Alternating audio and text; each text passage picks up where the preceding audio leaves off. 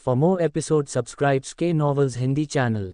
Story सुनने से पहले स्टोरी को शेयर करना ना भूले। ऐप शुरू करते हैं एपिसोड 16 to 20। हर चीज़ के लिए धन्यवाद। क्या मैं बाद में आ सकता हूँ? जब वे भीतरी दरबार में पहुंचे तो मियाँ ने काई से पूछा, आप जब चाहें तब आ सकते हैं, लेकिन उससे पहले मैं आपके कमरे को कुछ संरचनाओं से सुदृढ़ करने जा रहा हूँ। मियाँ ने काई की बात पर सिर हिलाया। हालांकि वह पहले से काफ़ी मजबूत थी, फिर भी वह नहीं चाहती थी कि कोई उसके घर में घुसे। कौन जानता है, वे उसका अंडरवियर चुरा लें। जब काई मियाँ के घर पहुंचा तो उसने बस अपनी उंगलियां चटकाईं और उसके पूरे घर के चारों ओर दो बाधाएं दिखाई दीं। 1 मिनट के बाद बैरियर टिमटिमाए और गायब हो गए। उन्हें कोई नहीं देख सकता। वैसे भी पहली बाधा एक रोकथाम बाधा है जो किसी भी अवांछित व्यक्ति को वापस फेंक देगी। जहां तक दूसरी बाधा की बात है, आप इसे एक पहचान बाधा के रूप में सोच सकते हैं। केवल वे लोग जिन्हें आपने अनुमति दी है वे आपके घर में प्रवेश कर सकते हैं, और यदि कोई जिसे आप जानते हैं वह अभी भी आपके साथ कुछ अजीब करने की कोशिश करता है तो बैरियर मुझे एक संकेत भेजेगा। जैसे ही काई ने अपना स्पष्टीकरण समाप्त किया, मियाँ अचानक हौंफने लगी। यह इतना जटिल अवरोध है और आपने इसे केवल 1 सेकंड में और किसके साथ बनाया? आपकी उंगली का एक झटका। क्या ऐसा कुछ है जो आप नहीं कर सकते? उसने पूछा। काई ने मियाँ की बातों को गंभीरता से लिया और एक पल के लिए सोचा। चलो देखते हैं। कीमिया, गठन, तलवारें, हथियार, मैं सबका स्वामी हूँ। मैं मुर्दों को जिंदा करने के अलावा कुछ भी कर सकता हूँ। उसकी आवाज़ अचानक उदास और दर्द भरी लग रही थी, लेकिन अगले ही पल वह गायब हो गया। इसलिए मियाँ ने सोचा कि उसने इसकी कल्पना की होगी। ठीक है, मैं उन लोगों को पुनर्जीवित कर सकता हूँ जो साधना के प्रारंभिक चरण में हैं। जैसे ही मियाँ ने सिर हिलाया, काई ने कहा। मियाँ ने बस यही सोचा कि अब उसे कोई भी चीज़ आश्चर्यचकित नहीं कर सकती। उसने बस उससे विदा ली और अपने घर में प्रवेश कर गई। काई भी अपने घर वापस चला गया और वह कुछ गोलियां बनाने के बारे में सोचने लगा। जैसा कि पहले उल्लेख किया गया है, गोलियों और हथियारों की रैंक होती थी। नश्वर दुनिया की स्थिति को देखते हुए यहाँ गोलियों की उच्चतम रैंक 5 होगी। काई 4 पीक ग्रेड रैंक 5 गोलियां बनाना चाहता था, लेकिन उसे उनकी सामग्री की खोज करनी थी। पबफ्यूचर द्वारा विज्ञापन। पहली थी शरीर को निखारने वाली गोली जो किसी के शरीर को मजबूत बनाती थी। दूसरी थी मेरिडियन क्लींजिंग पिल जो किसी के मेरिडियन में मौजूद अशुद्धियों को दूर करती थी। तीसरी आत्मा और आत्मा को शुद्ध करने वाली गोली थी जो किसी की आत्मा और आत्मा को शुद्ध करती थी। ये गोली अभी तक नश्वर दुनिया में नहीं बनाई गई थी, इसलिए काई को नहीं पता था कि वह इसकी सामग्री ढूंढ पाएगा या नहीं। आखिरी गोली कीमिया देवी, काई और रिसिया द्वारा बनाई गई एक मूल गोली थी। उन्होंने और रिसिया दोनों ने 1000 साल एक कमरे में बंद रहकर बिताए थे और हजारों सामग्रियों के साथ प्रयोग किए थे। गोली का नाम था ट्रू माइंड पिल। ये गोली आपके दिमाग को किसी भी मानसिक हमले से बचाने की ताकत देगी, चाहे वह सील हो या भ्रम। ये गोली बहुत लोकप्रिय हो गई थी और कई लोगों ने इसका उपयोग उन साधकों के विरुद्ध करना शुरू कर दिया था जो दिमागी तकनीक में विशेषज्ञ थे। इस गोली का उपयोग करने पर उनका दिमाग किसी भी मानसिक हमले से लड़ेगा और वे दिमागी तकनीकों का उपयोग करने वाले साधकों पर काबू पाने में सक्षम होंगे। काई और रिसिया को गोलियों पर प्रतिबंध लगाना पड़ा और चूंकि उनके अलावा कोई भी उन्हें नहीं बना सकता था, इसलिए गोलियां नष्ट हो गईं। इस गोली के साथ काई मियाँ की याददाश्त को अवरुद्ध करने वाली सील को सुरक्षित रूप से हटा सकता है और वह उसके दिमाग को नुकसान पहुंचाए बिना ऐसा करने में सक्षम होगा। गोली के लिए कई रैंक 5 सामग्रियों की आवश्यकता थी और वे सभी अत्यंत दुर्लभ थे। लेकिन माने या न माने, काई के पेंडेंट में ये सामग्रियां थीं, सिर्फ एक गोली के लिए नहीं। उनके पास 300 से अधिक गोलियां बनाने के लिए पर्याप्त सामग्री थी। हालांकि इससे पहले कि वह इसे गढ़ने के बारे में सोच पाता, किसी ने उसका दरवाजा खटखटाया। उन्होंने अपनी आध्यात्मिक समझ का उपयोग किया और देखा कि उनके दरवाजे के ठीक बाहर 60 लोग खड़े हैं। उन सभी की साधना आकाश आत्मा क्षेत्र के 5वें चरण से लेकर उसी क्षेत्र के 7वें चरण तक थी। काई को बहुत आश्चर्य हुआ जब एक व्यक्ति के पास प्रथम चरण की नरक आत्मा क्षेत्र की खेती थी। कियाना के अनुसार एक मुख्य शिष्य बनने के लिए बुनियादी आवश्यकता ये थी कि आपके पास कम से कम 8वें चरण की आकाश आत्मा क्षेत्र की साधना होनी चाहिए। कुलपिता ने स्वयं चौथे चरण की नरक आत्मा क्षेत्र की साधना की थी। इसका मतलब यह था कि यह व्यक्ति संप्रदाय का एक शीर्ष स्तरीय प्रतिभाशाली व्यक्ति था, और वह यहाँ क्यों था? आइए मियाँ के अंत पर वापस जाएं और देखें कि काई के जाने के बाद क्या हुआ। तारांकन। आखिरकार मियाँ ने सोने का नाटक करना छोड़ दिया क्योंकि दरवाजे पर तेज थपथपाहट उसके लिए बहुत ज्यादा थी। जैसा कि काई ने कहा था, जिसने भी उसका दरवाज़ा खोलने की कोशिश की उसे वापस फेंक दिया गया। जब सभी ने इस पर ध्यान दिया तो उन्होंने एक खामी ढूंढी और मियाँ का दरवाज़ा पीटना शुरू कर दिया। मियाँ ने अपना दरवाज़ा खोला और देखा कि उसके घर के बाहर लगभग 50 लोग जमा थे। अब उसके पास काई की आध्यात्मिक समझ नहीं थी, लेकिन फिर भी वह लंबे समय से संप्रदाय में थी। उसके घर के बाहर खड़े हर व्यक्ति को प्रतिभाशाली माना जा सकता है और उनमें से अधिकांश दोहरे कृषक थे। वैसे संप्रदाय के मानकों के अनुसार इन्हें प्रतिभाशाली माना जा सकता है। हालांकि अगर काय यहाँ होता तो वह इन लोगों के प्रतिभाशाली होने पर हंसता।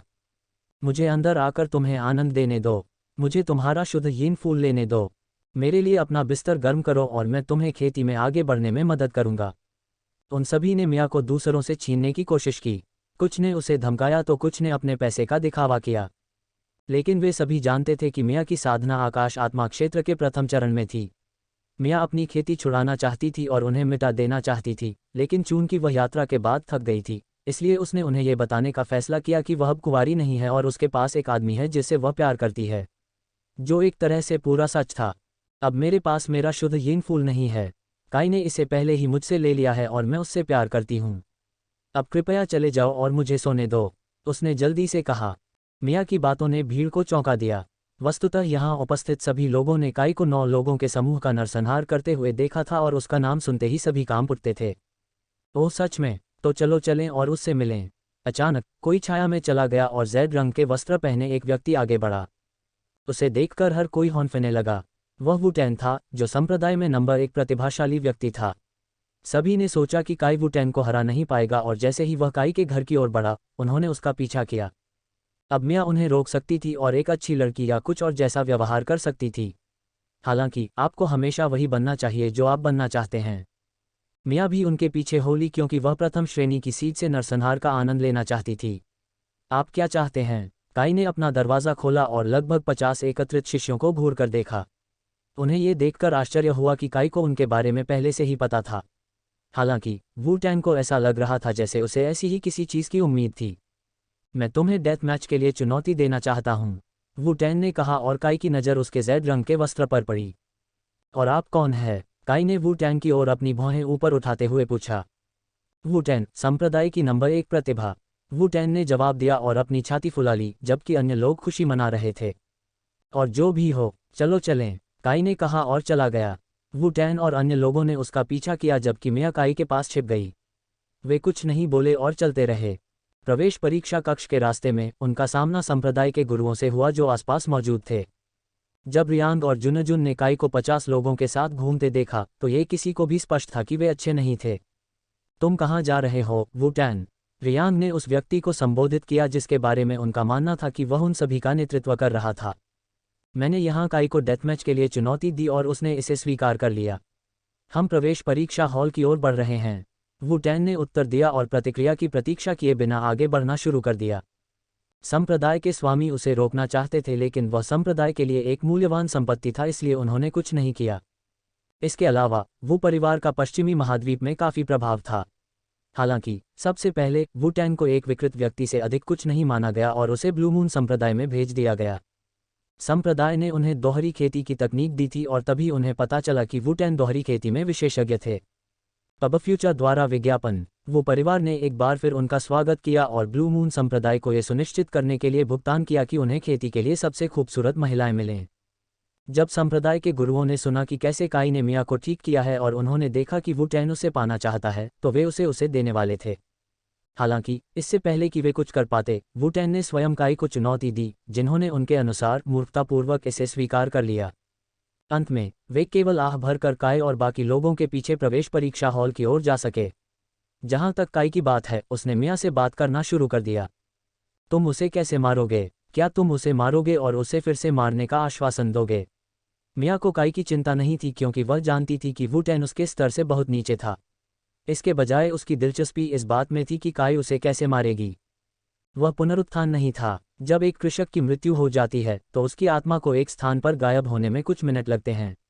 इस समय के दौरान एक उच्च स्तरीय कृषक इस बारे में सोच सकता है कि उसे अपनी आत्मा का एक हिस्सा पीछे छोड़ना है या नहीं। बेशक आप जीवित रहते हुए ऐसा कर सकते हैं, लेकिन फिर भी यह एक और विकल्प था। मैंने जो किया वह यह था कि मैंने उनकी आत्मा को एक स्रोत के रूप में इस्तेमाल किया और इसे आधार बनाकर उनके शरीर को पुनर्स्थापित किया।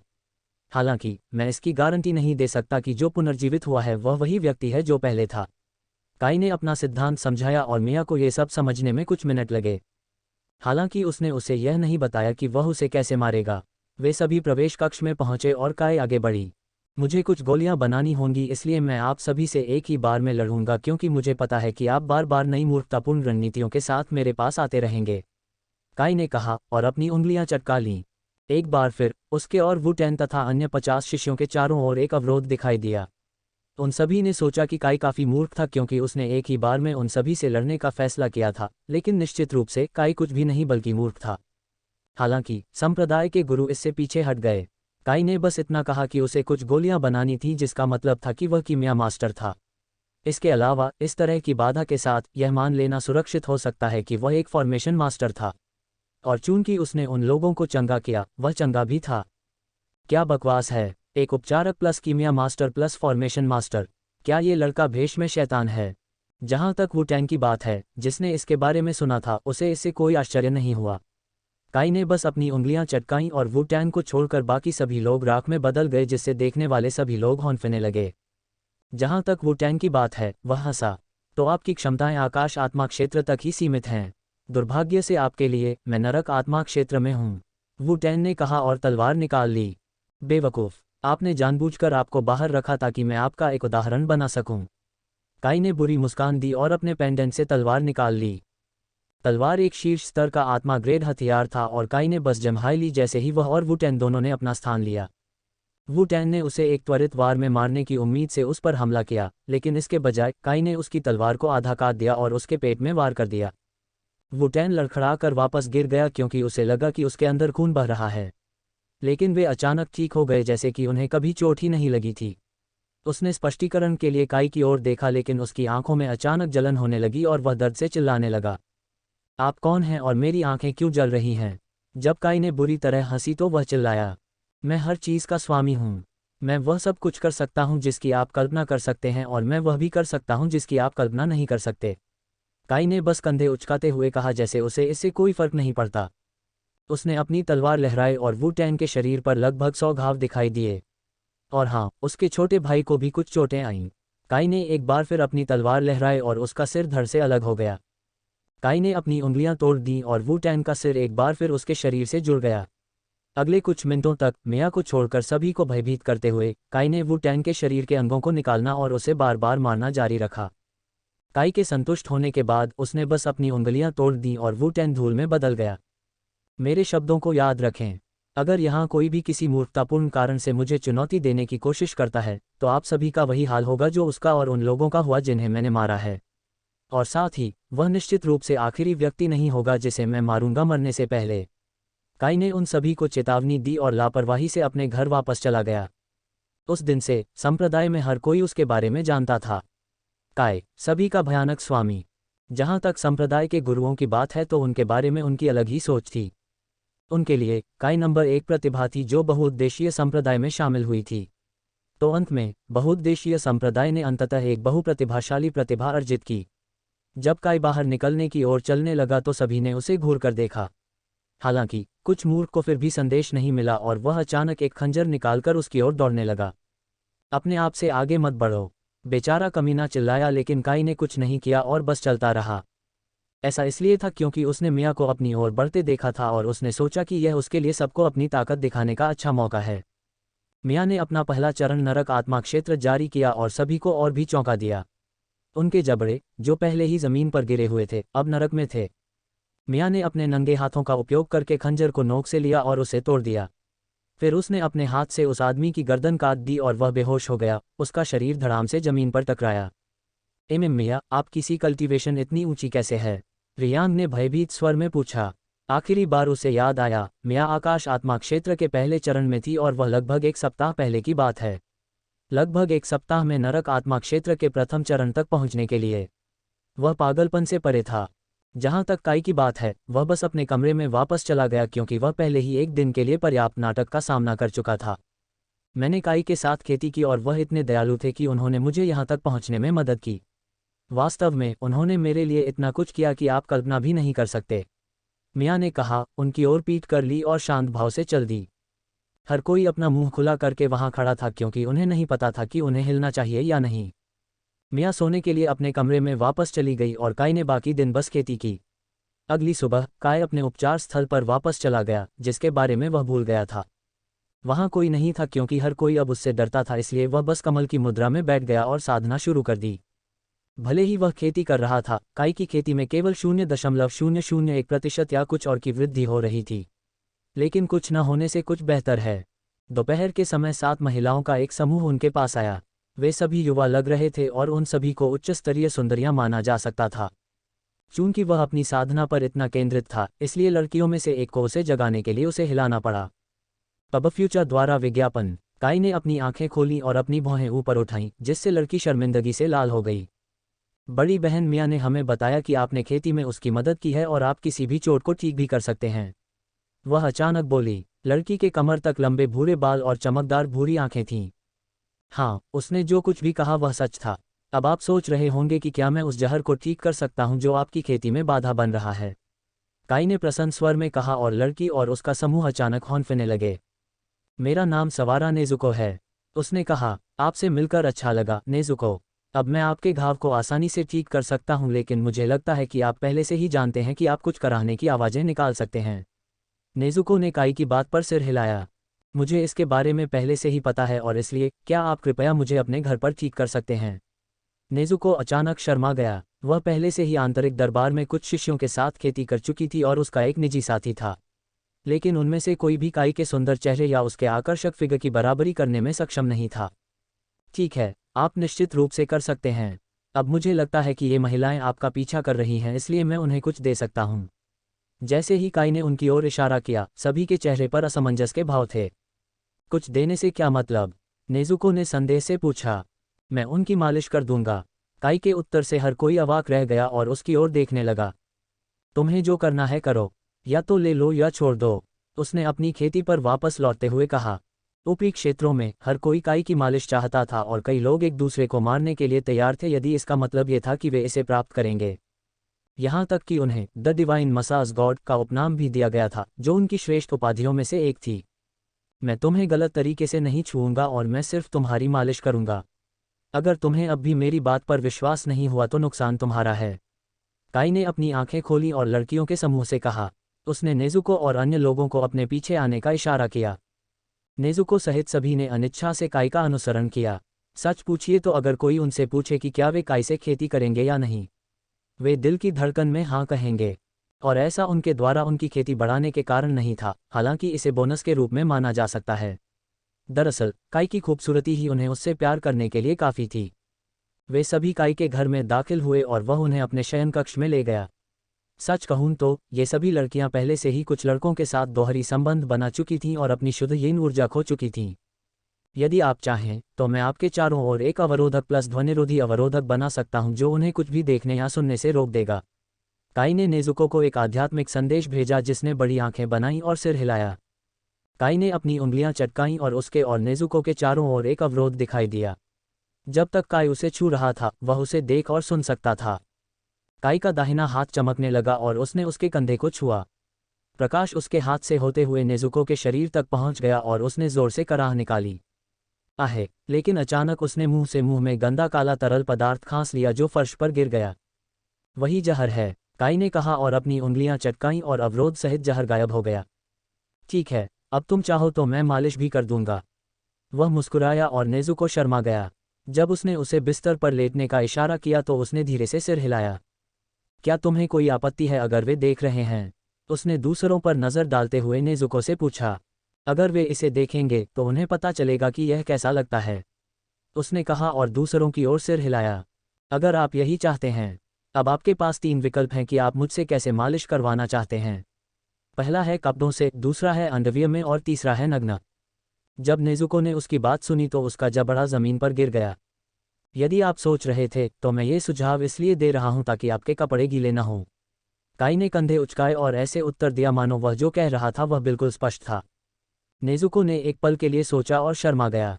उसने धीरे से अपना मुंह खोला और धीरे से बोली, मैं अपने अंडरवियर में मालिश कर लूंगा। उसने अपना शर्माता चेहरा अपने हाथों से ढक लिया और काई को अपने कपड़े उतारने दिए। काई ने धीरे धीरे अपने वस्त्र उतार दिए और उसे लाल और काले रंग की लेस वाली पैंटी और ब्रा में छोड़ दिया। मालिश करने के लिए आगे बढ़ने से पहले उसने उसके शर्माते चेहरे पर नज़र डाली। काई के हाथ धीरे धीरे चमकने लगे और उसने उन्हें नेजुको के सपाट पेट पर रख दिया और धीरे धीरे उस पर थपथपाना शुरू कर दिया जैसे कोई पियानो वादक अपना पियानो बजा रहा हो। नेजुको ने महसूस किया कि काई के हाथ की गर्मी उसके शरीर से गुजर रही है और उसने महसूस किया कि उसकी छोटी बहन को थोड़ी झुंझुनी हो रही है, भले ही काई केवल उसके पेट में अपनी उंगलियां थपथपा रहा था। उसने विशेषज्ञ चाल से धीरे धीरे उसके पेट को मसलना शुरू कर दिया और सभी ने देखा कि उसकी त्वचा ऐसे बह रही थी मानो वह पानी हो। ममम, नेजुको ने हल्की सी कराह निकाली जिससे सभी लोग स्तब्ध रह गए। काई ने केवल 1 मिनट पहले ही मालिश शुरू की थी और नेजुको ने पहले ही अपनी पहली कराह छोड़ दी थी। हर कोई उसे घूर रहा था जिसने बस मैंने कहा था उसी तरह अपने कंधे उचकाए। उसने धीरे से नेजुको को उसकी पीठ पर घुमाया और उसकी बर्फ जैसी सफ़ेद नग्न पीठ और बड़ी गांड की प्रशंसा की जो उसके देखने के लिए पूरी तरह से प्रदर्शित थी। उसने उन्हें पकड़ लिया और उन्हें टटोलने लगा। आह आह, जैसे ही काई ने उसकी गांड को पूर्णता के साथ मसला, नेजुको जोर से कराह उठी। उसने उसकी गांड छोड़ दी और उसकी पीठ सहलाने लगा। बाकी सभी लोग धुंधली आंखों से ये देख रहे थे मानो इस दृश्य ने उन्हें अचेतन अवस्था में पहुंचा दिया हो। ठीक है, उसके लिए इतना ही काफ़ी है। मुझे अभी भी वे गोलियां बनानी हैं और इसमें मेरा बहुत अधिक समय लग रहा है। भले ही काई किसी भी समय किसी सुंदरता की मालिश करके खुश था, फिर भी उसे अपनी मूल सुंदरता का ख्याल रखना पड़ता था। अन्यथा अगर उन्हें पता होता कि काई उन्हें खोजने और उनकी यादें वापस पाने में मदद करने के बजाय कुछ लड़कियों की मालिश करने में व्यस्त है, तो वे उसकी गांड पर लात मारेंगे। पब फ्यूचर द्वारा विज्ञापन। उसने एक बार फिर नेजुको को पलटा और अपनी उंगली से उसके पेट को छुआ। नेजुको को अपनी गुफा की ओर कुछ गर्म सा महसूस हुआ और उसे एहसास हुआ कि वह झड़ने वाली है। लेकिन तब तक बहुत देर हो चुकी थी। नेजुको का शरीर हिल गया और उसने यिनक्यूई के बाद यिनक्यूई छोड़ दी। उसका पूरा अंडरवियर भीग गया था और तरल पदार्थ टपक रहा था, लेकिन वह फिर भी नहीं रुकी। न जाने कितनी देर तक सहने के बाद नेजुको की आंखें घूम गईं और वह बेहोश हो गई। शायद मैंने अति कर दी, काई ने सोचा और नेजुको को उठाया और बिस्तर के पैर के पास लिटा दिया। उसका अंडरवियर इतना यिनक्यूई टपक रहा था कि काई को इसे 5 मिनट तक ठीक करना पड़ा ताकि यह बर्बाद न हो जाए। उसके अंडरवियर में अब बिना किसी यिन ऊर्जा के केवल साधारण उत्तेजना का रस था, लेकिन वह अभी भी बहुत गीला था। खैर, मैंने उसे नग्न होकर ऐसा करने के लिए कहा, लेकिन उसने नहीं सुनी। चूंकि मेरे पास इतना समय नहीं है, मैं एक ही समय में 2 लोगों की मालिश करूंगा। काई के शब्दों ने सभी को उनकी अचेतन अवस्था से बाहर निकाला और 2 लड़कियां आगे बढ़ीं। काई ने बिना पूछे जल्दी से उनके कपड़े ढीले कर दिए और उन्हें बिस्तर पर धकेल दिया। काई ने अपनी उंगलियां चटकाईं और लड़कियों की दरारों के पास एक छोटा पोर्टल दिखाई दिया, लेकिन उन्होंने अभी भी अपने अंडरवियर पहने हुए थे। अब मैं इस ऊर्जा को एक ही बार में अवशोषित कर सकता हूं, काई ने चतुराई से सोचा। ये पोर्टल उनके शरीर से निकलने वाली यिनक्यूई को एकत्र करेगा और फिर वह इसका संवर्धन करेगा। उसने जल्दी से अपने हाथों से उनकी गांड को मसलना शुरू कर दिया और उन्हें कराहने पर मजबूर कर दिया। फिर उसने अपने हाथों से उनकी पीठ को कोमलता से रगड़ा। ये 5 मिनट तक जारी रहा, इससे पहले कि काई ने अचानक अपनी उंगलियों से उनके पेट को छुआ और उन्हें बड़ी मात्रा में यिनक्यूई पिला दी। हालांकि इस बार लड़कियां बाहर नहीं हुईं, लेकिन वे अभी भी बहुत कमज़ोर थीं। काई ने उन्हें राजकुमारी शैली में उठाया और नेजुको के बगल में लिटा दिया। फिर उसने अगली लड़कियों को आने का इशारा किया और उसने लगभग 20 मिनट में उन सभी को संतुष्ट कर दिया और वह सफलतापूर्वक अच्छी मात्रा में यिनक्यूई इकट्ठा करने में कामयाब रहा। क्या आप हमारे साथ खेती कर सकते हैं? नेजुको, जो अब जाग चुका था, ने कमजोरी से पूछा।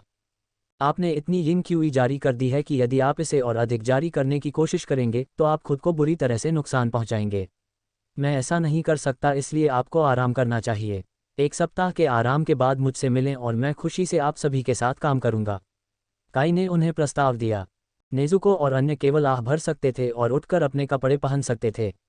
वे सभी उदास भाव के साथ धीरे धीरे काई के घर से बाहर निकल गए। यदि काई केवल 5 मिनट की मालिश से उनकी यिनक्यूई की आपूर्ति खाली कर सकता है, तो अगर वह उनके साथ खेती करेगा तो वह क्या कर पाएगा? वे ये जानना चाहते थे, लेकिन दुर्भाग्य से उनका स्टॉक साफ था। काई को ज्ञात था, उसने किसी तरह अपने लिए एक और आपदा खड़ी कर ली थी। ये लड़कियां उसके कौशल से मंत्रमुग्ध थीं और किसी और की तकनीक से कभी संतुष्ट नहीं होती थीं। काई बस कमल की स्थिति में बैठी और बड़ी मात्रा में यिनक्यूई प्राप्त की, जो अब एक बड़े क्रिस्टल कटोरे में संग्रहित थी। इसके बाद उन्होंने अगले 1 घंटे तक इसकी साधना की और इसके कारण उनकी साधना आगे बढ़ी। हालांकि स्वर्ग आत्मा क्षेत्र के 10वें चरण तक पहुंचने में सक्षम होने में उन्हें अभी भी कुछ समय लगेगा। काई एक ही लड़कियों के साथ बार बार खेती कर सकता है, लेकिन इसमें अभी भी काफ़ी समय लगेगा और उसे उनकी खेती को बढ़ावा भी देना होगा। अभी के लिए नेजुको के पास 5वें चरण के आकाश आत्मा क्षेत्र की खेती थी और बाकी के पास दूसरे चरण के आकाश आत्मा क्षेत्र से लेकर चौथे चरण तक की खेती थी। लेकिन अपनी सफलता के बाद उसे नरक आत्मा क्षेत्र के साधकों की आवश्यकता होगी। काई ने नाटकीय ढंग से आह भरी और गोलियां तैयार करने के लिए कीमिया कक्ष में जाने ही वाला था कि अचानक किसी ने उसका दरवाजा खटखटाया। वह खड़ा हुआ और अपना दरवाज़ा खोला। बाहर एक आदमी खड़ा था।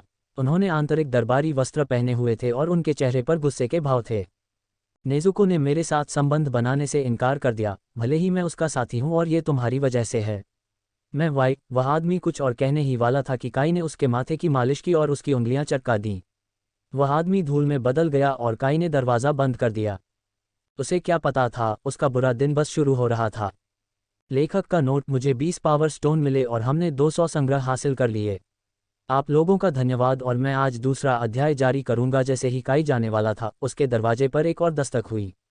वह अब उन बेवकूफ़ों पर गंभीर रूप से नाराज हो गया था जिन्हें उसे नाराज न करने का संदेश नहीं मिला था। लेकिन जब उसने बाहर देखा तो उसके मन से कुछ लोगों को सताने का विचार तुरंत दूर हो गया।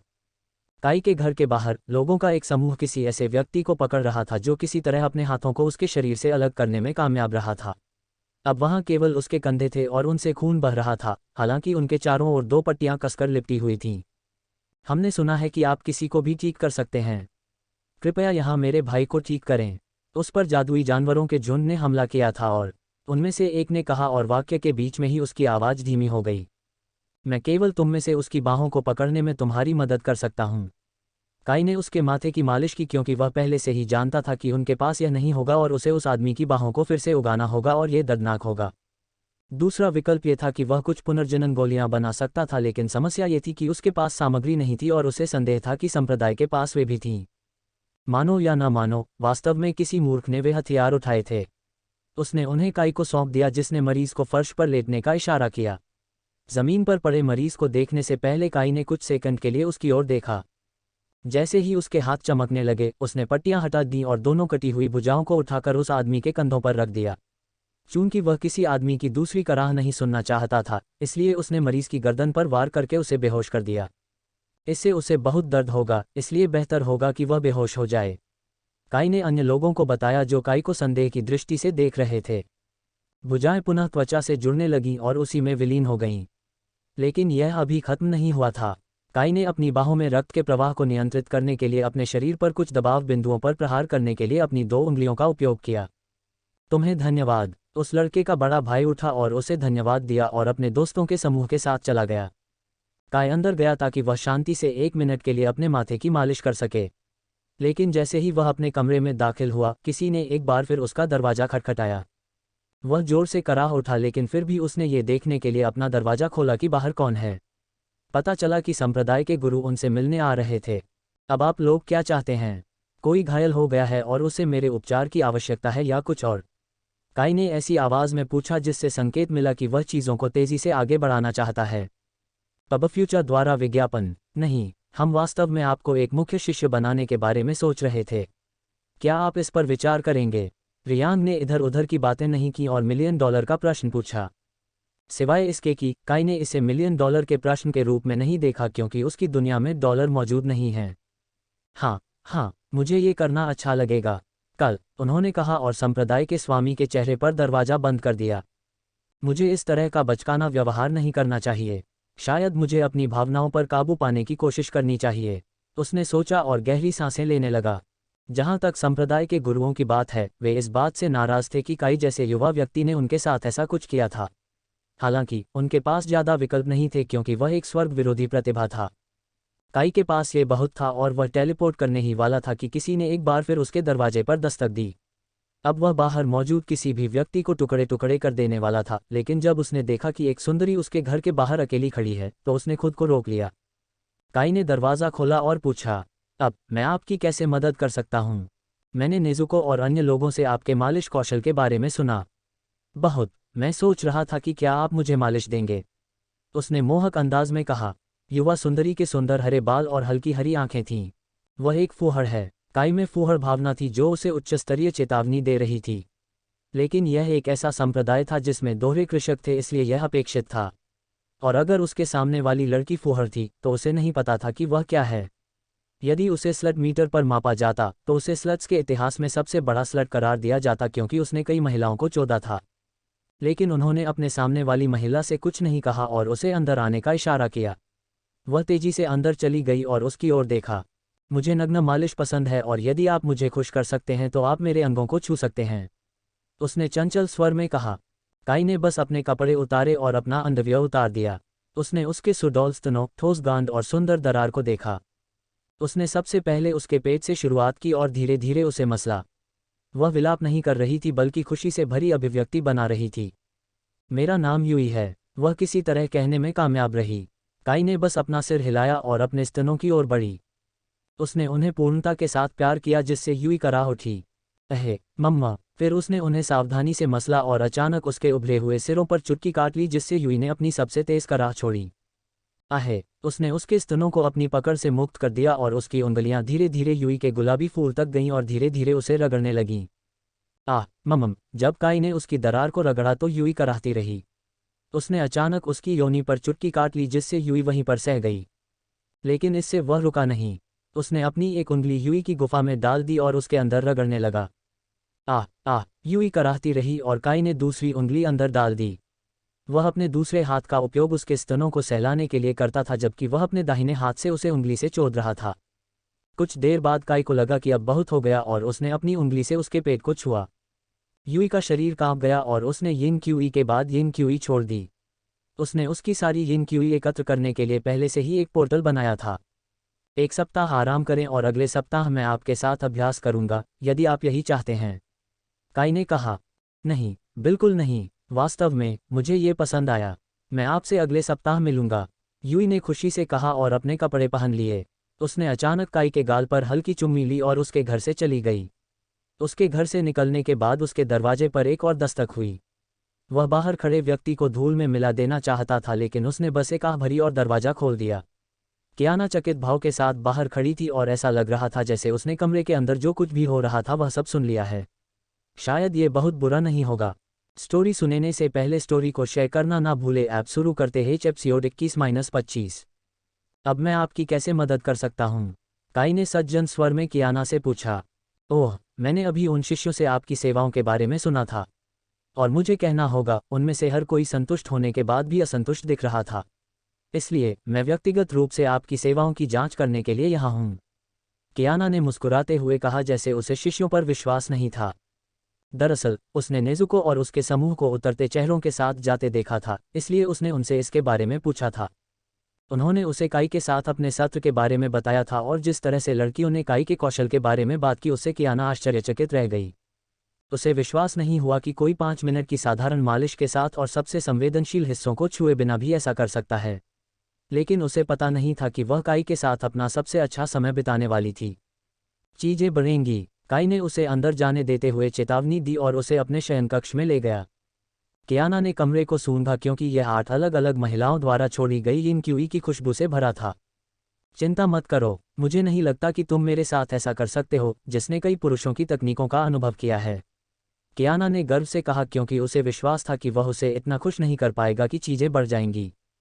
वास्तव में उसने कई अलग अलग संप्रदाय के बुजुर्गों के साथ खेती की थी और यहाँ तक कि संप्रदाय की पिछली प्रतिभा वुटेन के साथ भी, जिसे काई ने मार डाला था। कियाना ने अपने कपड़े उतार दिए और अपनी पन्ना ब्रा और पैंटी में गर्व से खड़ी हो गई। ज़्यादातर महिलाएं इससे शर्मिंदा होंगी लेकिन कियाना को अपने इतने बेदाग शरीर के लिए खुद पर गर्व था। काई ने वासनाहीन अभिव्यक्ति के साथ इसकी प्रशंसा की जिससे कियाना अवाक रह गई। अधिकांश पुरुष उसे जीभ निकालकर ऐसे घूर रहे होंगे जैसे कोई सांप अपने शिकार के पीछे भाग रहा हो, लेकिन यहाँ काई उसे ऐसे देख रहा था जैसे उसने किसी शॉपिंग स्टोर से कुछ किराने का सामान खरीदा हो और उसकी गुणवत्ता बिल्कुल ताज़ा हो। उसने कियाना को धीरे से अपने बिस्तर पर धकेल दिया और धीरे धीरे उसकी पीठ को रगड़ना शुरू कर दिया। कियाना को तुरंत अपने शरीर में गर्माहट महसूस हुई जहाँ भी उसके हाथ उसकी त्वचा के संपर्क में आए। अब उसे काई की असली कुशलता का एहसास हुआ और उसे पछतावा हुआ कि उसने पहले ये सब झूठ कहा था।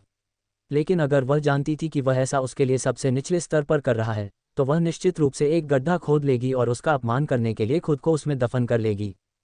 उसके हाथ धीरे धीरे उसके स्तनों तक पहुंचे और उसने उसकी ब्रा के पीछे उभरे हुए सिरों को महसूस किया जो उनके निकलने का इंतजार कर रहे थे। जब कियाना म्याऊं कर रही थी तो उसने धीरे से उनका पता लगाया। पब फ्यूचर द्वारा विज्ञापन। उसका दाहिना हाथ कियाना के पीछे पहुंचा और एक त्वरित क्षण में उसकी ब्रा का हुक खोल दिया। उसकी ब्रा टूटकर गिर गई और 2 विशाल पर्वत खुल गए।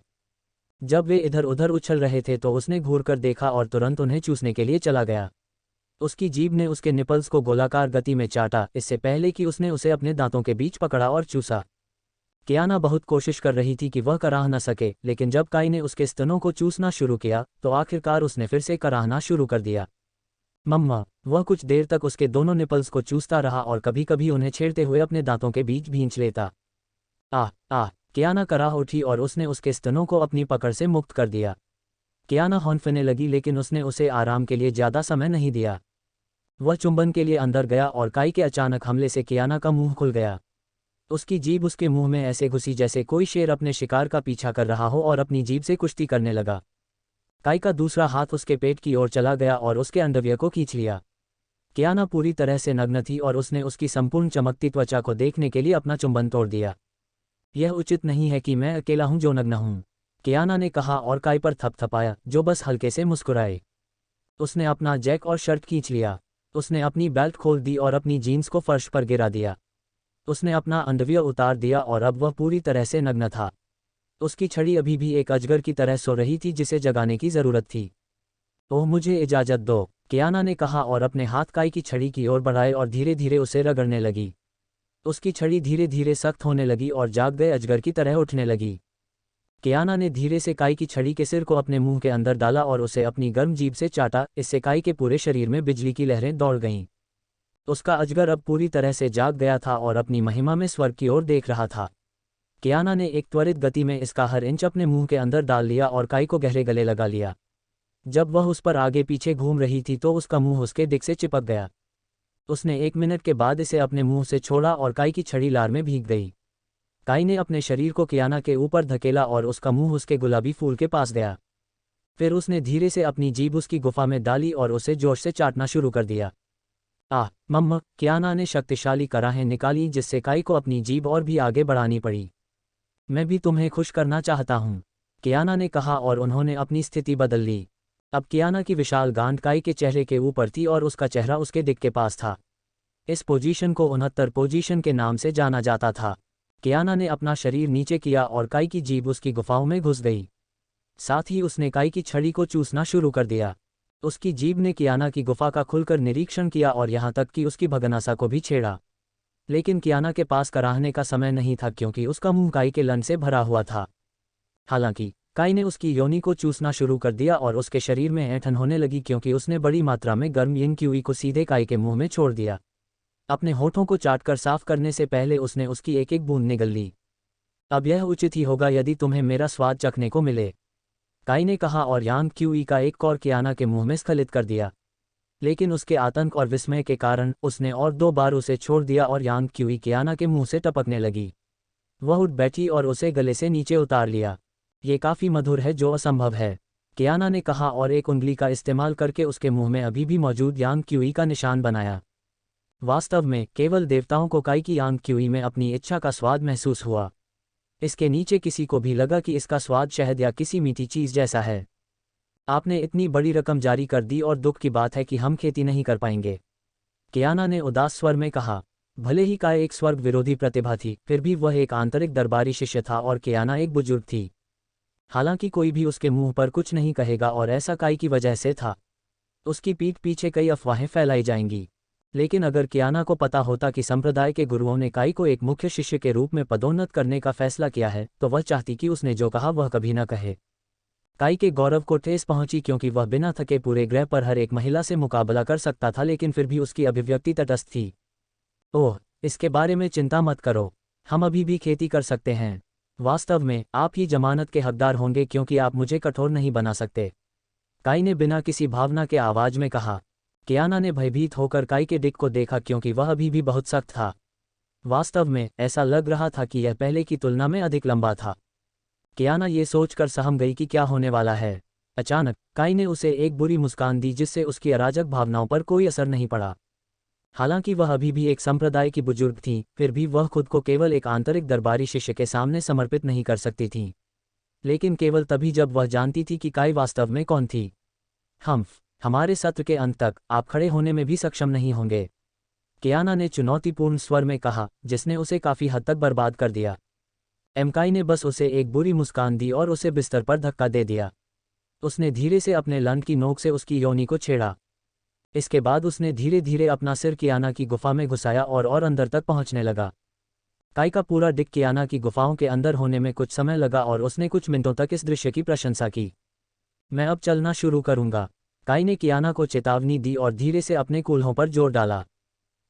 जैसे ही उसने धीरे धीरे चलना शुरू किया, कियाना ने धीमी कराह निकाली। उसने तेज चालें बनाई और कुछ अच्छे स्थानों पर प्रहार किया।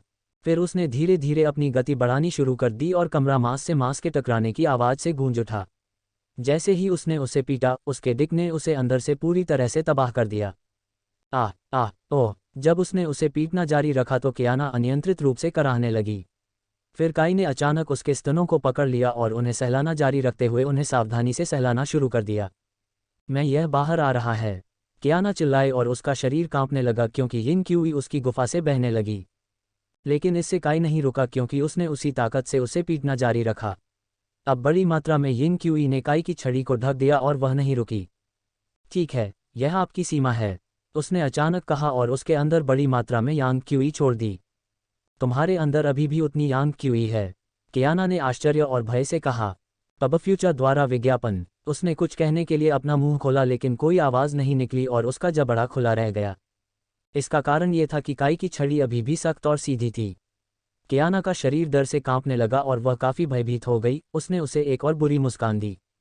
तुमने मुझे चुनौती दी किडो, अब उस यांग क्यूई को विकसित करो और तुम एक बार फिर मेरे साथ खेती करने के लिए पर्याप्त रूप से स्वस्थ हो जाओगे। काई ने आदेश दिया और उसने भी यिन क्यूई की खेती शुरू कर दी। चूंकि कियाना के पास इस स्थिति से बाहर निकलने का कोई रास्ता नहीं था, क्योंकि संरचनाओं में महारत हासिल करने के कारण दौड़ना असंभव था, कियाना ने आह भरी और अभ्यास करना शुरू कर दिया। तारांकन। 1 घंटे बाद कियाना का जबड़ा ढीला लटक रहा था। वह कई सफलताएं हासिल करने में सफल रही थी। कियाना मूल रूप से आकाश आत्मा क्षेत्र के 5वें चरण में थी और उसने 10वें चरण में एक बड़ी छलांग लगाई थी। उसने काई की ओर देखा जो गहरी खेती में लगा हुआ था और उसने देखा कि इस दौरान उसका डिक अभी भी सख्त था। वह इस तरह कैसे खेती कर सकता है? जहां तक मैं जानता हूं, हार्ड डिस्क का मतलब उत्तेजना है और क्या साधना के लिए शांत दिमाग की आवश्यकता नहीं है? कियाना ने सोचा लेकिन उसने यह न पूछने का फैसला किया क्योंकि वह उत्तर से डरती थी। वह काई की छड़ी के पास पहुंची और धीरे धीरे उसे नीचे से चाटना शुरू कर दिया, जहां ये शरीर के बाकी हिस्सों से जुड़ा था, उसके सिर की नोक तक। किसी कारण से काई को अचानक अपने शरीर से बिजली का झटका महसूस हुआ और उसे लगा कि कोई गीली चीज़ उसके डिक को छू रही है। जब उसे पता चला कि कियाना उसका लन चाट रही है तो वह अंदर ही अंदर मुस्कुराने लगा। उन्होंने अपनी खेती पर ध्यान केंद्रित किया ताकि वह अपने सत्र में वापस लौट सकें।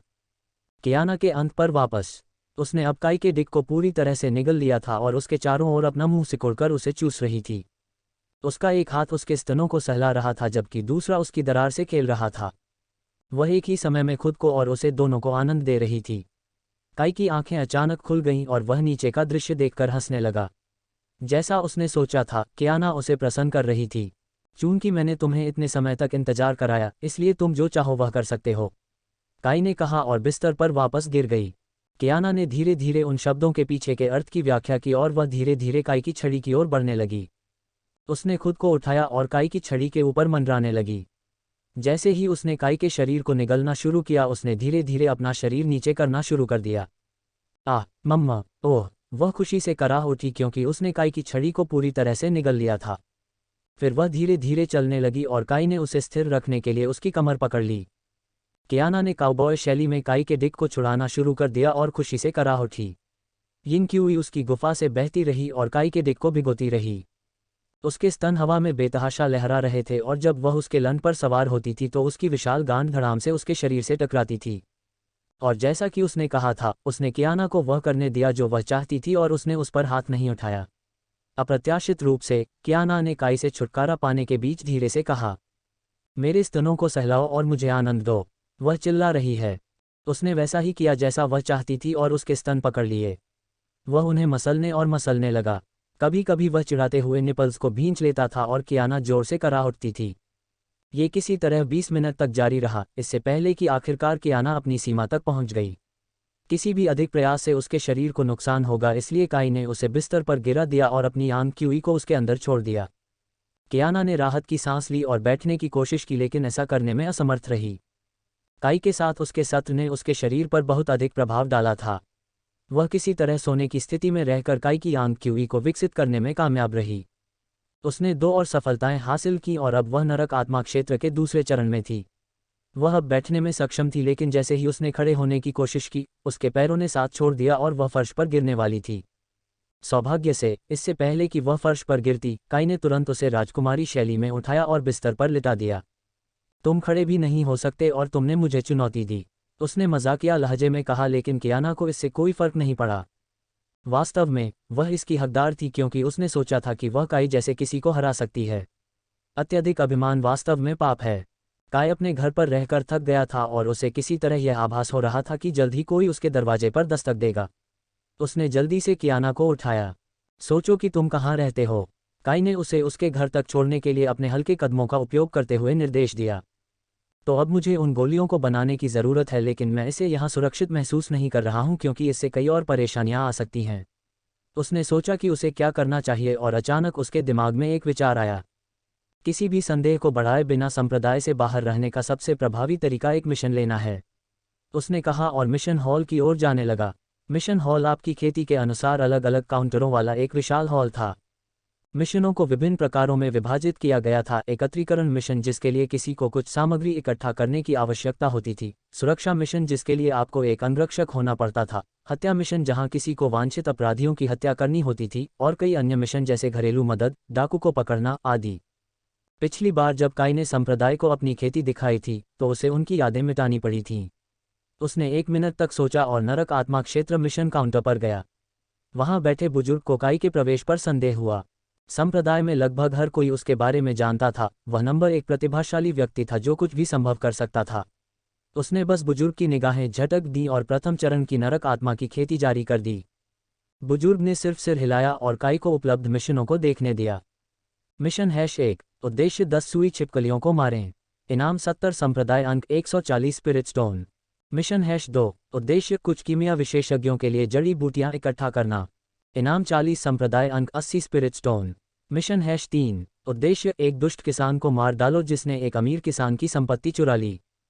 इनाम 100 संप्रदाय अंक 200 स्पिरिट स्टोन। कई मिशन थे, लेकिन काई ने बेवकूफ़ी भरे मिशनों को छोड़ने का फैसला किया। खैर, वे मिशन जो उसे बेवकूफ़ी भरे लगे। कम कीमियागरों के लिए एक काम करने वाला लड़का बनना, कोई मौका नहीं।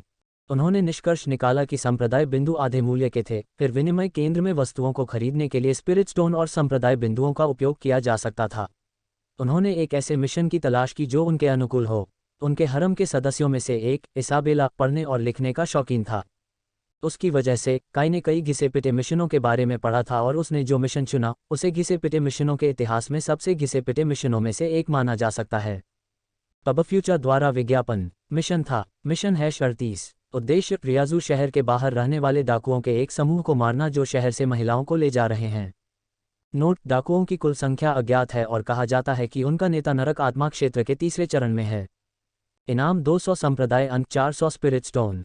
उसे नहीं पता था कि रियाजू शहर कहाँ है, लेकिन उसे बस मानचित्र पर एक नज़र डालने की ज़रूरत थी और फिर वह खुद को वहां टेलीपोर्ट करने में सक्षम होगा। उन्होंने मिशन प्रस्तुत किया और मिशन हॉल छोड़ दिया। इसके बाद वह मिया के घर गया और उसका दरवाज़ा खटखटाया। जब मिया ने जवाब नहीं दिया तो एक पल के लिए काई को लगा कि शायद उसे कुछ हो गया है। फिर उसे अपनी खुद की संरचनाएं याद आई जो उसने बनाई थीं और मिया के दरवाजे का हैंडल खोला था। काई ने अंदर कदम रखा और मिया का नाम पुकारा, मिया, क्या तुम यहाँ हो? मिया अचानक अपने शयनकक्ष से दौड़ती हुई आई और उससे लिपट गई। वह इस बात से अचंभित थे कि यह मामला कितनी तेजी से बढ़ा। अंततः आप मुझसे मिलने के लिए यहाँ हैं, मिया ने रिहा किया और चिल्लाया। काई हल्के से मुस्कुराए और उसके सिर पर हाथ फेरा। मैं बहुत ज़्यादा नाटक में व्यस्त था। मैं यहाँ आपको ये बताने के लिए आया हूँ कि मैं बाहर जा रहा हूँ और जब मैं वापस आऊँगा तो मेरे पास एक महत्वपूर्ण चीज़ होगी जो आपकी यादों को ताज़ा करने में मदद करेगी। उसकी बात सुनकर मिया खुशी से उछल पड़ी और एक बार फिर उसे गले लगा लिया। जब तुम वापस आओगे तो मेरे साथ खेती करने का वादा करो, मिया ने कुछ विनती भरे स्वर में कहा। वह उसे दोष नहीं दे सका। एक नश्वर प्राणी होने के कारण उनकी तकनीकें किसी को भी उनसे अभ्यास करने के लिए प्रेरित करने के लिए पर्याप्त थीं। हाँ, ऐसा करना मेरे लिए खुशी की बात होगी। मैं तुम्हें युद्ध की कुछ तकनीकें भी सिखाऊंगा, लेकिन अभी के लिए आप जिस साधना तकनीक का अभ्यास कर रहे हैं उसे छोड़ दें और इसका उपयोग करना शुरू करें, उसने अचानक कहा और मिया के माथे को छू लिया। मिया की आंखें 1 मिनट के लिए पीछे मुड़ी और कुछ देर बाद उसकी आंखें वापस फोकस में आ गईं। ये तकनीक, यह शाही ग्रेड से ऊपर है। तकनीक देखकर मिया डर से कांप उठी। ये वास्तव में एक दिव्य ग्रेड तकनीक है जो शाही ग्रेड के बाद आती है। दुर्भाग्य से आपकी कम खेती के कारण मैं आपको इससे ऊपर कुछ भी नहीं दे सकता। काई के पास अपने हरम के प्रत्येक सदस्य के लिए सर्वोत्तम खेती की तकनीकें थीं और वह उनमें से एक मिया को देना चाहता था, लेकिन दुर्भाग्य से इससे उसे कोई फायदा नहीं होगा और इससे उसकी खेती भी नष्ट हो सकती है। हालांकि मिया की आंखें चमक रही थीं। उसने काई को ये कहते हुए सुना था कि उसके पास दैवीय स्तर से ऊपर की तकनीकें हैं और अगर वह उनका उपयोग कर सकती तो वह उन्हें उसे दे देता। किसी और ने तकनीक को अपने पास रखने का निर्णय लिया होता, लेकिन यहाँ काई उसके साथ इतनी शक्तिशाली तकनीक मुफ्त में साझा कर रही थी। उसने खेती की तकनीकों की परवाह नहीं की क्योंकि काई की आंख की हुई उसकी खेती को बढ़ाने के लिए पर्याप्त थी। लेकिन आपने ये तकनीकें कैसे सीखीं? मिया इस बारे में बेहद उत्सुक थी और उसने उससे पूछने का फैसला किया। अगर तुम मेरे साथ रहोगी तो तुम्हें बहुत सी नई चीज़ों का अनुभव होगा। वह मुस्कुराया और चिल्लाती हुई मिया को पीछे छोड़कर गायब हो गया। तारानकन तारानकन, काय अपने घर के अंदर दिखाई दिया क्योंकि वह इसे साफ करना भूल गया था। वास्तव में उन्हें ऊपरी क्षेत्रों में एक रोगाणु सनकी के रूप में माना जाता था जो कि कुछ हद तक विडंबनापूर्ण था क्योंकि दोहरी खेती करना कुछ भी नहीं बल्कि साफ था। उसने अपनी उंगलियां चटकाईं और चादरें साफ हो गईं और कमरा वैनिला जैसी खुशबू से भर गया। उसने अचानक जमीन से कोई गीली चीज उठा ली। ये नेजुको का गीला अंडरवियर था और उसमें से गर्मी का रस टपक रहा था। क्या वह बिना पहने ही चली गई? काई ने जोर से आश्चर्य किया। उसने अपनी उंगलियां तोड़ दी और अंडरवियर सूख गया और उसने उसे 1 सप्ताह बाद उसे वापस देने के लिए उसे अपने पेंडेंट में रख दिया। काई ने कमरे पर बारीकी से नजर डाली और एक बार फिर गायब हो गई। तारानकन तारानकन, काई रियाजू शहर के प्रवेश द्वार पर दिखाई दिया। वह शहर में दाखिल हुआ और सिटी हॉल की ओर बढ़ा। वह कुछ मिनटों के बाद सिटी हॉल पहुंचा और पंजीकरण डेस्क पर मौजूद व्यक्ति को मिशन पेपर दिखाया। आपको यह मिशन केवल तभी लेना चाहिए जब आप अपनी क्षमताओं के बारे में आश्वस्त हों। उस व्यक्ति ने अप्रत्याशित रूप से काई को चेतावनी दी। ये पता चला कि कई कृषकों ने डाकुओं को पकड़ने की कोशिश की थी और हमेशा मारे गए थे, लेकिन वे पुरुष कृषक थे। महिला कृषकों की खेती को पनगु बना दिया गया और उन्हें दास के रूप में पकड़ लिया गया। काई ने बस सिर हिलाया और सिटी हॉल से बाहर निकल गई।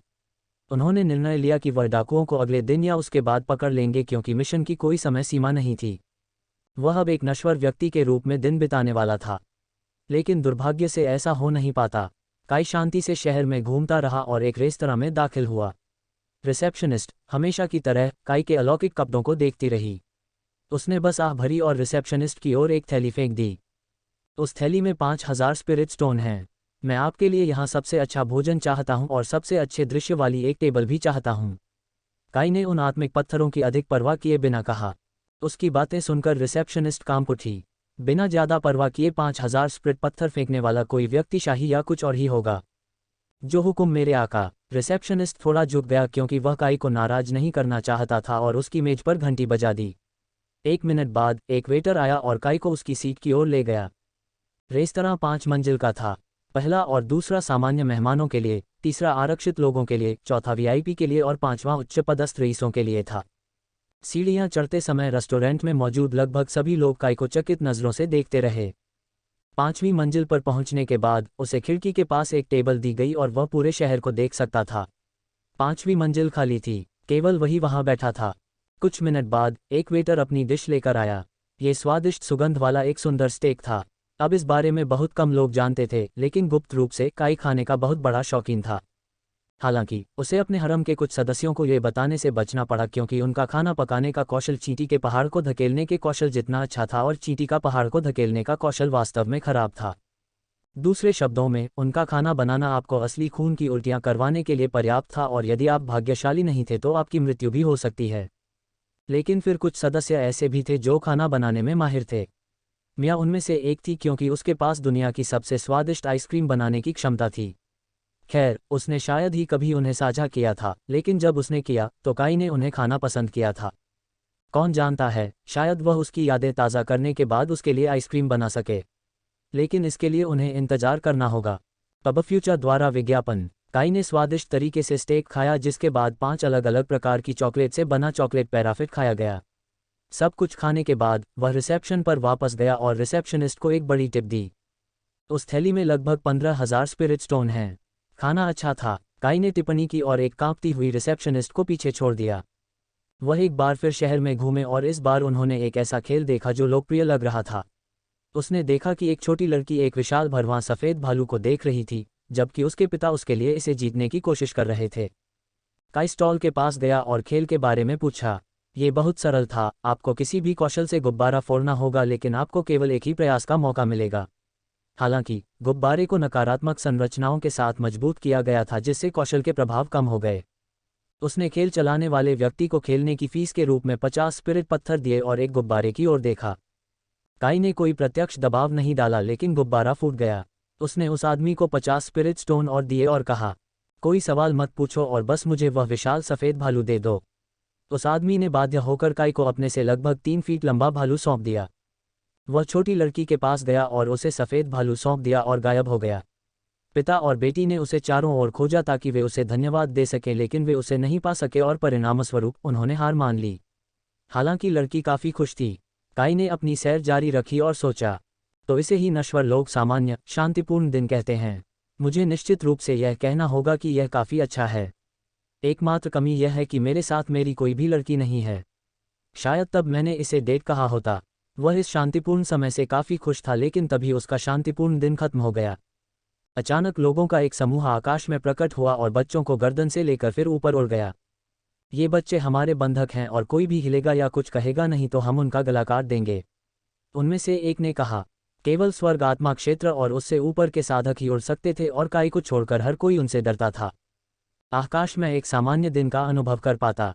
अपनी उंगलियां चटकाते हुए उसने आह भरी। बंधक जमीन पर दिखाई दिए।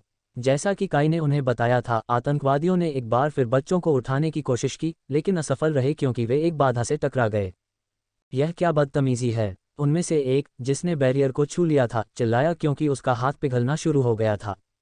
आपने हमला करने के लिए गलत क्षण चुना। मेरा दिन बहुत अच्छा था और आपने इसे बर्बाद कर दिया, काई ने ठंडे स्वर में कहा और बैरियर के अंदर टेलीपोर्ट कर दिया। उन्होंने उनकी खेती को समझने के लिए अपनी आध्यात्मिक समझ का उपयोग किया। हैरानी की बात यह है कि वे सभी स्वर्ग आत्मा क्षेत्र के पहले चरण में थे लेकिन उनके शरीर में कुछ गड़बड़ थी। उनमें आध्यात्मिक ऊर्जा खतरनाक गति से प्रवाहित हो रही थी। यह ऐसा था मानो उनकी खेती को बलपूर्वक स्वर्ग आत्मा क्षेत्र तक बढ़ा दिया गया हो। लेकिन ये केवल थोड़े समय के लिए था और फिर अत्यधिक आध्यात्मिक ऊर्जा के कारण उनके शरीर में विस्फोट हो जाता था। लेकिन काई को इससे कोई फर्क नहीं पड़ा क्योंकि उसने अपना हाथ बढ़ाया और गोल्फ बॉल के आकार की एक काली गेंद उसके हाथ में आ गई। उन्होंने इसे फेंका और यह 7 छोटी गेंदों में अलग हो गई, जो आतंकवादियों की कुल संख्या थी। गेंद काली आग की लपटों में बदल गई और जब उसने आतंकवादियों के शरीर को छुआ तो वह जलने लगी। वे सभी चिल्लाने लगे और आग बुझाने के लिए विभिन्न तकनीकों का प्रयास करने लगे। जब काई ने उन्हें कई चीज़ें आजमाते देखा तो वह फुंकारने लगा। परेशान भी मत हो, वे अमर आत्मा वाली काली लपटें हैं, अमातेरा, जो तुम्हें तुम्हारी आत्मा की गहराई तक जला देंगी। इसे कोई भी नहीं बुझा सकता, काई ने कहा। उन्हें जिंदा जलाते ही आतंकवादियों की पीड़ा भरी चीखें पूरे शहर में गूंज उठीं। 1 मिनट बाद केवल राख बची थी और इसके मानव अवशेष होने के कोई भी निशान खत्म हो गए थे। उसने बैरियर को निष्क्रिय करने के लिए बस अपनी उंगलियां चटकाईं और लाइब्रेरी में गायब हो गया।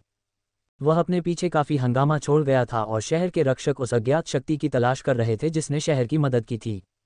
लेकिन आप काई को जानते हैं, अगर वह ठीक से नहीं मिलना चाहता तो आपको पता भी नहीं चलेगा कि वह मौजूद है। उसने सोचा कि चूंकि ये दिन पहले ही सामान्य से बहुत आगे बढ़ चुका है, अब वह डाकुओं से बातचीत करने के लिए उनके दरवाजे पर घंटी बजाने वाला था। लेखक का नोट, क्या मुझे एक अतिरिक्त अध्याय के लिए 50 पावर स्टोन मिल सकते हैं? या शायद 2 अध्यायों के लिए 100? कुछ समीक्षाएं लिखें और अतिरिक्त अध्यायों के लिए वोट करें। जानकारी इकट्ठा करने के लिए काई एक बार फिर सिटी हॉल में गया। हॉल अराजकता से भरा हुआ था और इसका कारण निश्चित रूप से वह था। उसने बस इसे नज़रअंदाज करना चुना और उस लड़के की तलाश की जिससे वह पहले मिला था। काई ने उसे उसी स्थान पर पाया और उससे डाकुओं के ठिकाने के बारे में पूछा। 5 मिनट बाद काई एक जंगल में दिखाई दी। पता चला कि जंगल के अंदर डाकुओं का भूल भुलैया जैसा ठिकाना था और यही कारण था कि कोई भी उन्हें मार नहीं पा रहा था। ठिकाना एक विशाल गुफा थी जो भूल भुलैया जैसी संरचना में फैली हुई थी और जो किसान यहाँ आते थे वे तुरंत डाकुओं द्वारा लगाए गए विभिन्न जालों में फंस जाते थे। काई कुछ ही समय में ठिकाने पर पहुंच गया और उसने गुफा के प्रवेश द्वार के बाहर 6 लोगों के एक समूह को खड़ा देखा। आखिरी बार मैंने कुछ लोगों पर अत्याचार कब किया था? काई ने विचार किया लेकिन उसे याद नहीं आया। उसने बुरी मुस्कान दी। डाकुओं को अचानक बहुत बुरा और ठंडा एहसास हुआ लेकिन उन्हें नहीं पता था कि उन्हें ऐसा क्यों महसूस हो रहा है। वह बस उनकी ओर चला, बिना कोई हथियार या कुछ भी बाहर निकाले। उनके चेहरे पर मुस्कान भी थी। ओह, भगवान का शुक्र है। नमस्कार दोस्तों, मेरा नाम काई है और मैं एक अमीर व्यापारी हूँ जो रियाजू शहर की यात्रा कर रहा हूँ। मैं जंगल में खो गया हूँ और अब मैं शहर जाने का रास्ता ढूंढने की कोशिश कर रहा हूँ। क्या आप में से कोई सज्जन मुझे बता सकते हैं शहर कहाँ है? काई ने मासूम आवाज में पूछा। उन्हें हमेशा भूमिका निभाना और मनुष्यों को धोखा देना पसंद था। खैर, जिन लोगों को दुष्ट या अन्यथा माना जाता था उन्हें न्याय के रक्षक से सजा मिलती थी, जो संयोग से कोई ऐसा व्यक्ति होता था जिसे वह जानता था। डाकुओं ने काई के कपड़ों को देखा और वे लालच से वशीभूत हो गए। उन सभी ने अपने हथियार निकाल लिए और काई की ओर भागने लगे। वह उन्हें देखकर मुस्कुराया और अपनी उंगलियां चटकाईं। वे सभी अपनी जगह पर जम गए। केवल उनकी आंखें झपक रही थीं और उनका बाकी शरीर काल के गाल में समा गया था। बुरे सपनों का आनंद लो, काई ने कहा और डाकुओं के माथे को छुआ। पब फ्यूचर द्वारा विज्ञापन। उनकी आंखें घूम गईं और वे सभी बेहोश होकर जमीन पर गिर पड़े। उसने उन्हें बस एक दो स्वप्न में फंसा दिया था जहां सौनग्न आदमी हाथों में चाबुक लिए हुए इन लोगों का पीछा कर रहे थे। और अगर ये डाकू उनके कब्जे में आ गए तो उनका क्या होगा, इसका अंदाज़ा यहाँ हर कोई लगा सकता है। काई ने डाकुओं के ठिकाने में प्रवेश किया और सुरंगों के नेटवर्क से जुड़े एक कमरे से दूसरे कमरे तक चलना शुरू कर दिया। उसने अपने सामने आए हर डाकू को मार गिराया और उन्हें उसी दो स्वप्न में फंसा दिया। वह एक ऐसे कमरे में पहुंचा जो रसोई घर जैसा लग रहा था, सिवाय इसके कि पूरे कमरे में काई लगी हुई थी। काई ने आह भरी और अपनी उंगलियां चटका लीं। पूरा कमरा साफ हो गया और जगह चमकने लगी। वह अगले कमरे में जाने के लिए आगे बढ़ा और अचानक उसकी नज़र कुछ लोगों पर पड़ी जो महिला दासियों के साथ यौन संबंध बना रहे थे। एक दर्दनाक मौत। काई के हाथ काली लपटों से जल उठे और उसने वहां मौजूद हर आदमी को जिंदा जला दिया। वहां महिलाएं मृत पड़ी थीं, जैसे कि काई की शक्ल से कोई फर्क नहीं पड़ता। उसने चारों ओर देखा और 35 महिलाओं को उन्हीं मृत दिखने वाली आंखों और चेहरे के भाव के साथ देखा, जिससे पता चला कि उन्हें किसी भी चीज़ की परवाह नहीं थी। इन महिलाओं के साथ बलात्कार किया गया है और न जाने कितने समय तक इन्हें सेक्स मशीन के रूप में इस्तेमाल किया गया है। मुझे सबसे पहले उनकी मानसिकता को ठीक करना चाहिए, काई ने खुद से कहा और धीरे धीरे फर्श पर महिलाओं के पास चला गया।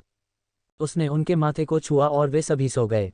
उसने कमरे में मौजूद हर महिला के साथ ऐसा ही किया और सभी सो गईं।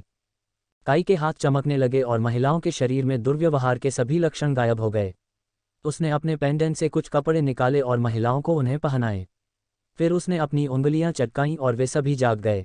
अब मैं इस जगह की आपकी यादें मिटा दूंगा और आप सभी अपने पिछले जन्म में वापस जा सकते हैं, उसने कहा और एक महिला की ओर बढ़ा। लेकिन इससे पहले कि वह उसके माथे को छू पाता, महिला ने काई का हाथ एक तरफ कर दिया। कोई भी हमें वापस नहीं चाहेगा। हम सभी बदनाम हैं। हम में से कुछ दुष्ट बेटियां हैं जो तय विवाह से बच गईं, कुछ ने उन्हें अस्वीकार कर दिया और उन्हें उपहार के रूप में यहाँ फेंक दिया गया, कुछ को उन पुरुषों द्वारा यहाँ छोड़ दिया गया जो खुद को इन डाकुओं से बचाना चाहते थे। कोई नहीं चाहता हम वापस, एक महिला ने भर्राए आवाज में कहा, जैसे बहुत दिनों से पानी न मिला हो। किसान कुछ समय तक भोजन, पानी और नींद के बिना रह सकते थे। यह उनकी खेती पर निर्भर करता है या उनके पास अपनी भूख को रोकने का कौशल है या नहीं। काई अब डाकुओं पर इतना क्रोधित था कि वह उन्हें हर संभव तरीके से मारना चाहता था। उसने अपने माथे की मालिश करने के लिए अपने बाएं हाथ का उपयोग किया और अपने दाहिने हाथ की उंगलियां चटका लीं। महिलाओं का गला अब सामान्य हो गया था और उन्हें अपने शरीर में एक नई ताकत का संचार महसूस हुआ। उसने बस उनके शरीर को पानी और भोजन से भर दिया था जो अदृश्य था। तो आप क्या करना चाहते हो? उसने उनसे पूछा। चूंकि आपने हमें बचाया है इसलिए हम वही करेंगे जो आप हमसे कराना चाहेंगे। महिलाएं पहले से ही गुलाम होने की आदी थीं, इसलिए वे काई के लिए नौकर बनने के लिए तैयार थीं क्योंकि वह उनके साथ डाकुओं से बेहतर व्यवहार कर सकता था। उन्हें इस बात का जरा भी एहसास नहीं था कि उनके हाथ जैकपॉट लग गया है। तो ठीक है, आप सभी मेरी निजी चीयरलीडिंग टीम बनने जा रहे हैं। काई की बातों ने सभी को स्तब्ध कर दिया।